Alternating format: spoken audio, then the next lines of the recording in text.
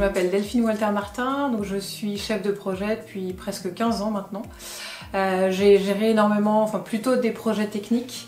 J'ai eu une révélation avec le livre de Frédéric Laloux, Reinventing Organization, qui propose un mode de management un peu nouveau, basé sur l'engagement, la motivation des équipes, et j'ai trouvé ça vraiment très intéressant. Et c'est vrai que je m'intéresse de plus en plus à l'aspect humain du coup dans mon travail.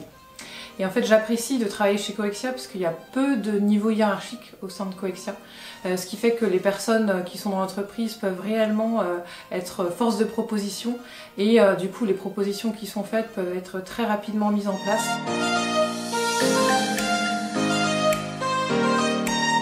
Je vais prendre un exemple dans la vie courante.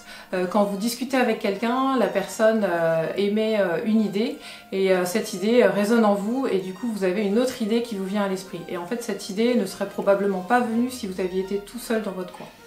Donc voilà, l'intelligence collective c'est ça, c'est partager les idées et faire en sorte qu'une nouvelle valeur émerge du collectif pour avancer et trouver des idées et des solutions à des problèmes que l'on peut rencontrer en entreprise.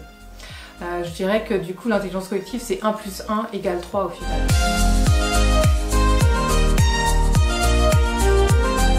Donc les ateliers d'intelligence collective ne sont pas des réunions classiques avec une présentation PowerPoint.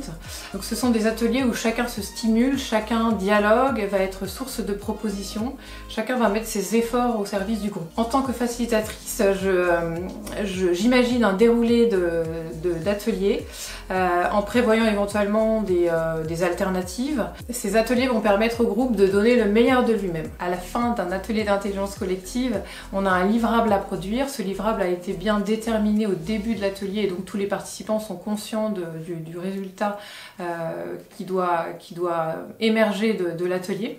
Ce livrable, à la fin, il appartient au groupe. On ne sait plus dire de quelle idée vient de quelle personne, et puis finalement c'est pas vraiment ce qui nous intéresse dans ces ateliers.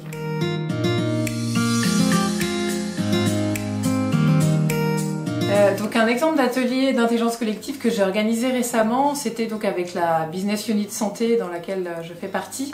Le but était double en fait, de clarifier et de partager une vision commune sur le processus d'évolution d'une application qui est éditée par Coexia. Et l'autre objectif était de déterminer les forces et les faiblesses dans ce processus, et éventuellement en mettant des pondérations sur chacune des forces et des faiblesses. Donc cet atelier a été très intéressant. Les participants ont apprécié du coup le travail collaboratif.